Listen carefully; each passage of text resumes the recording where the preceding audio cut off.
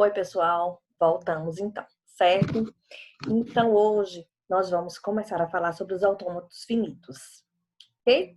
Em particular, hoje nós vamos falar sobre os autômatos determinísticos, ok? Bom, então vamos começar relembrando o conceito das linguagens formais.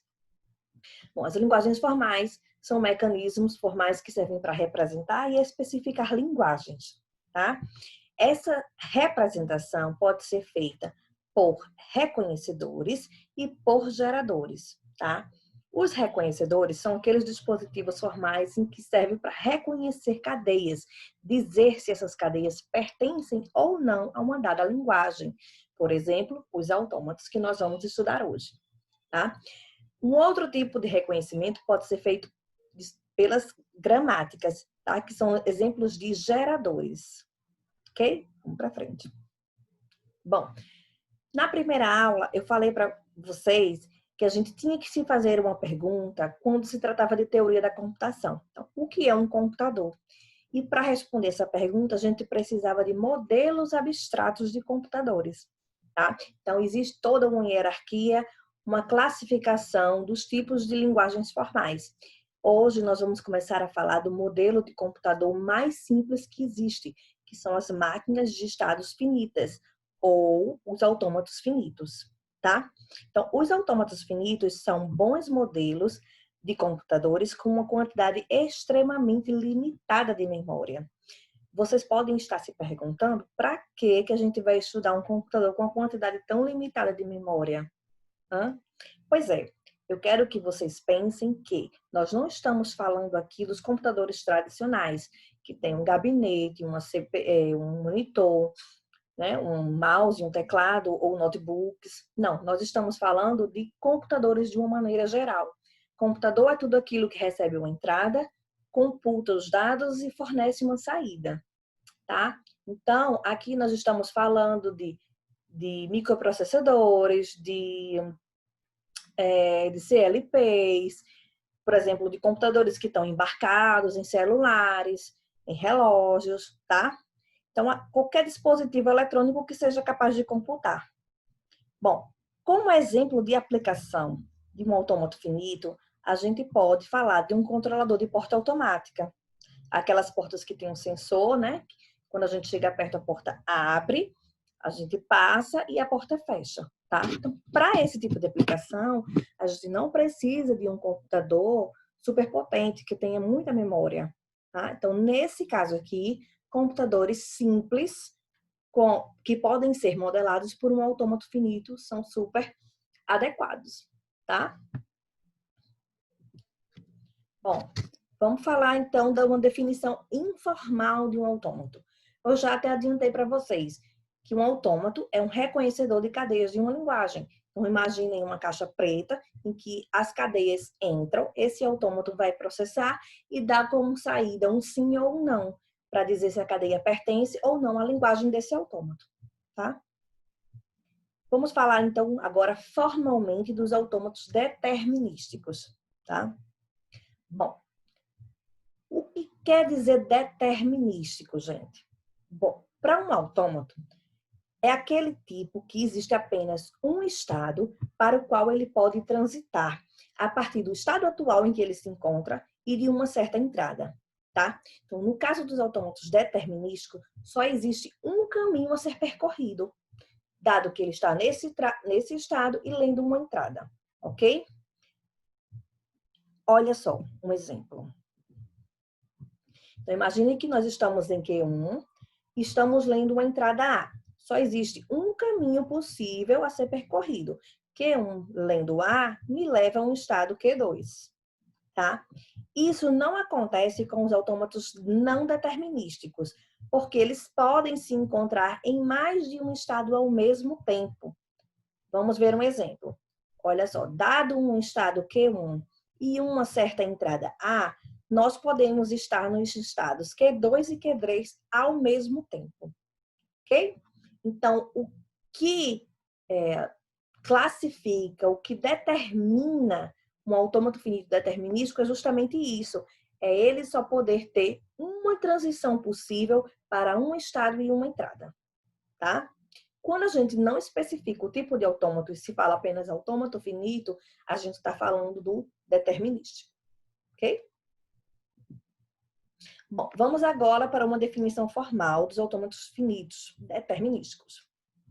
Bom, ele é dado por essa quíntupla aqui, ou seja, o primeiro elemento que representa um conjunto finito dos estados.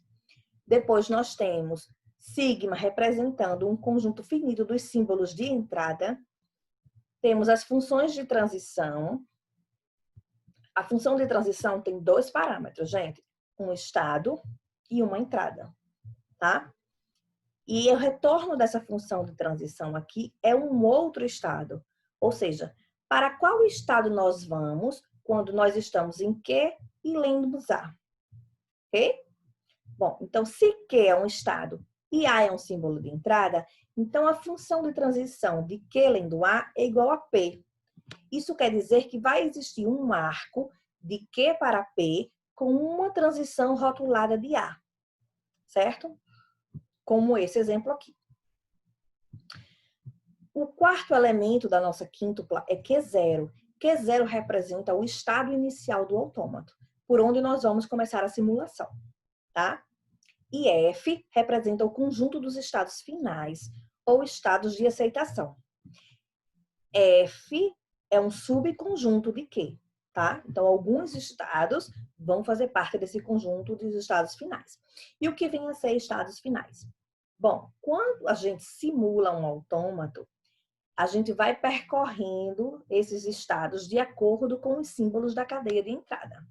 No final da simulação, nós vamos parar em algum estado.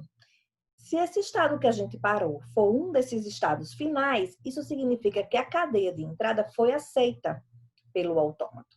Mas se a gente parou a simulação em um estado que não faz parte desse conjunto F, então quer dizer que aquela cadeia de entrada não faz parte da linguagem gerada por esse autômato. Ok? Bom, então, o que eu acabei de falar para vocês, ó. Um autômato finito determinístico aceita ou não uma cadeia de símbolos de entrada. E a linguagem desse autômato vai ser o conjunto de todas as palavras que ele aceita. Ok? Vamos então ao exemplo para ficar mais claro, tá? O exemplo que a gente vai fazer agora é para construir um autômato, tá?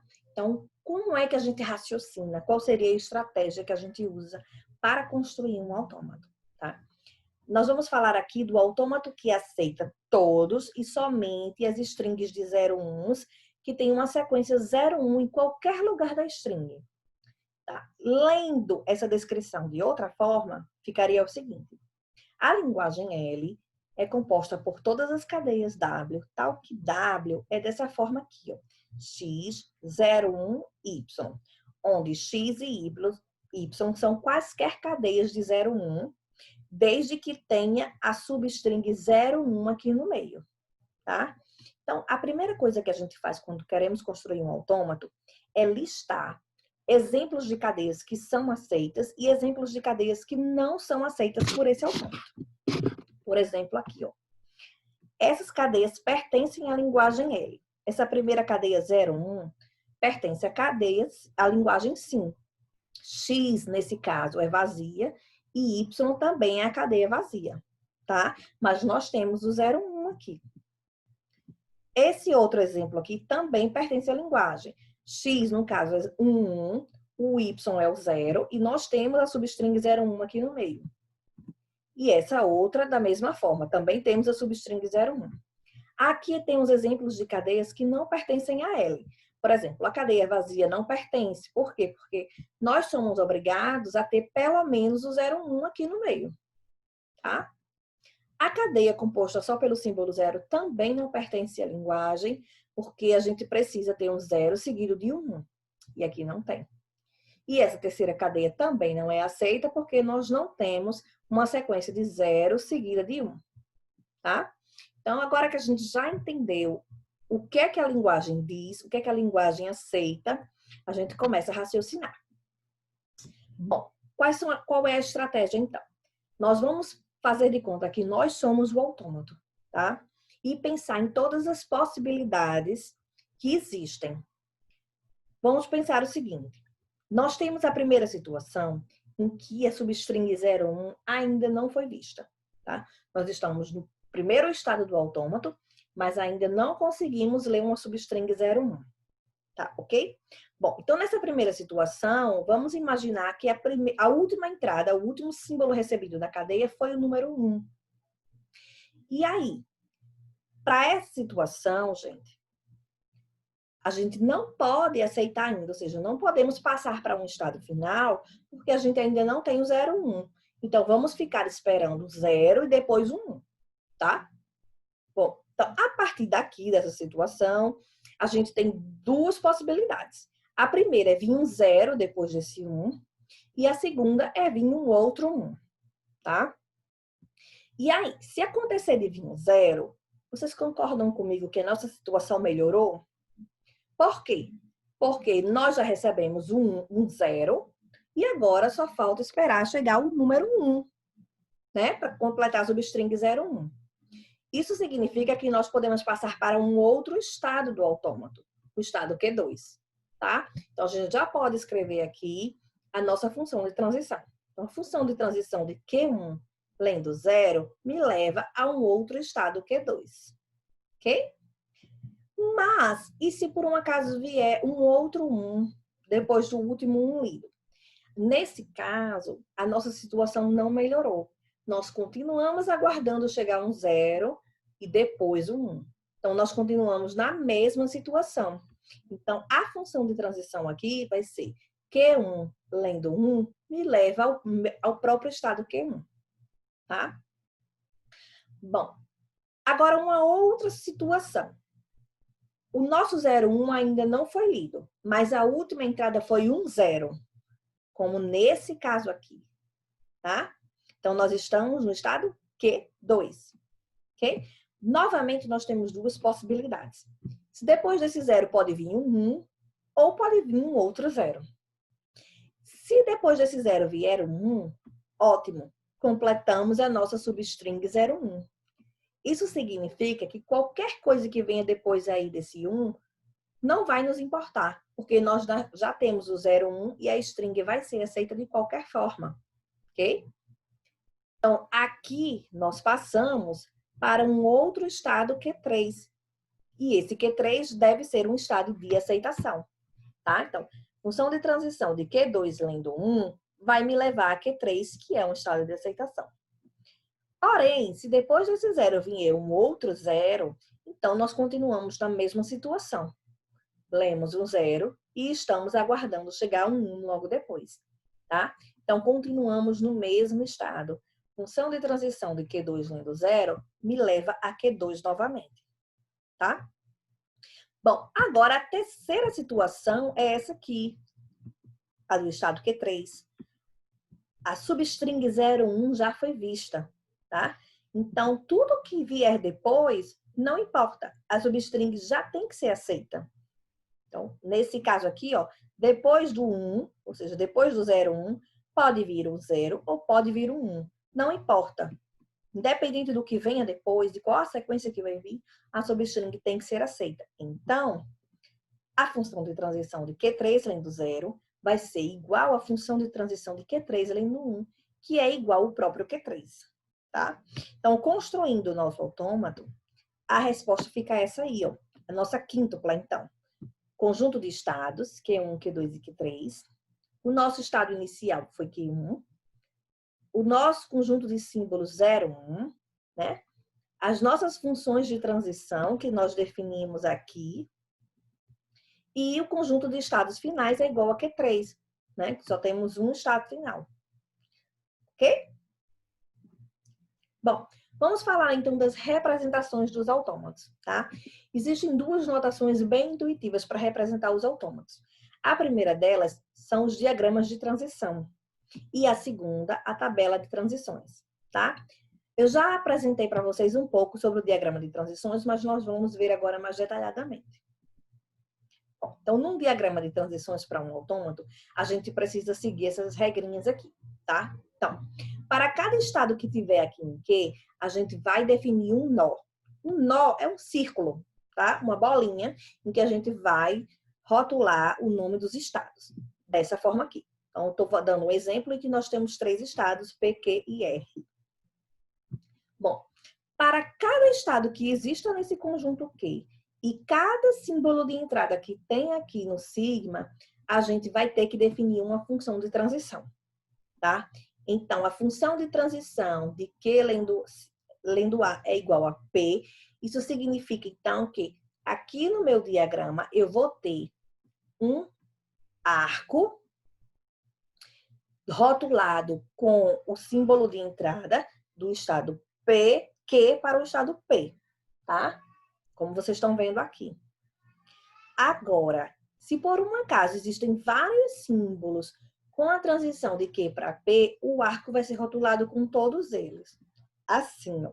Por exemplo, de Q para R, existe a função de transição de Q lendo 0 vai para R e Q lendo 1 vai para R. Então, ao invés de eu colocar 2 arcos, eu coloco um só e separo os símbolos por vírgula, tá?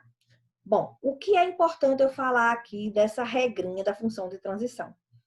Para os autômatos determinísticos, para cada par de estado e símbolo de entrada, eu sou obrigada a cadastrar uma função de transição, tá? Então, por exemplo, se aqui no meu conjunto de símbolos de entrada existem os símbolos A, B e C, ou seja, 3 símbolos, obrigatoriamente, para cada estado, eu vou ter que ter 3 arcos saindo. Um para A, um para B e um para C. Ok? Bom, então, continuando aqui a construção do nosso diagrama, a gente tem que colocar uma setinha no estado inicial, tá? Que vai ter a palavra início, indicando qual é o estado inicial. E vamos indicar os estados finais com um círculo duplo, como nós estamos fazendo aqui com o R. Ok? Bom, aqui eu mostro para vocês um exemplo de como ficou o diagrama de transição daquele autômato que nós acabamos de construir, que tem a substring 01 no meio, tá? Então, para vocês conferirem como é que eu construí isso, eu sugiro que vocês voltem para aquele final em que eu mostro o autômato completo e tentem construir o autômato para ver se fica igual a esse aí. Ok? Outra forma de representação são as tabelas de transição, tá? Também é muito prática. Essa aqui é a tabela para aquele mesmo autômato da substring 01 e eu também sugiro que vocês tentem construí-la, tá? Como é que funciona? Então, aqui para as colunas a gente rotula com os símbolos de entrada, que a gente só tinha 0 e 1, e aqui nas linhas a gente rotula com os estados que existem, tá? Para preencher a tabela, a gente consulta as funções de transição. Por exemplo, a função de transição de Q1 lendo 0 me leva a Q2. De Q1 lendo 1 me leva a Q1. Então, é só preencher aqui, coloca uma setinha representando o estado inicial e um asterisco para representar o estado final. Fácil, né? Bom, então, para finalizar, eu sugiro a vocês que façam esse exercício aí, tá? Eu quero que vocês construam um autômato finito determinístico para essa linguagem aqui, tá? A linguagem que tem cadeias do tipo A elevado a N, B, onde N é maior ou igual a 0, tá? Eu quero que vocês me representem esse autômato por meio do diagrama de transição e por meio da tabela de transição, tá? Qual é a dica que eu dou para vocês? Primeira dica, façam a listagem de cadeias que pertencem à linguagem e cadeias que não pertencem à linguagem. Dessa forma vocês vão entender melhor como o autômato deve funcionar, tá? Eu já adiantei para vocês e coloquei aqui ó, alguns exemplos, tá? Cadeias que pertencem à linguagem. Então, nós temos a cadeia AB, onde N é igual a 1, aqui N igual a 2, N igual a 4 e aqui N igual a 0, né? Tem só o Bzinho. Cadeias que não pertencem, então. A cadeia vazia não pertence porque, obrigatoriamente, nós temos que ter esse B. Mesmo que o N seja 0, nós temos que ter esse B, tá? Essa não pertence porque começa com B. Essa aqui não pertence porque eu tenho 2 Bs no final e a linguagem diz que eu só posso ter um B no final. Essa aqui não pertence porque depois do único B eu coloquei um outro símbolo. E a linguagem diz que não pode, o último símbolo tem que ser um B, tá? Então, traduzindo isso aqui, é uma linguagem composta por N A's seguido de um único B. Ok? Então, até a próxima. Tchau, tchau.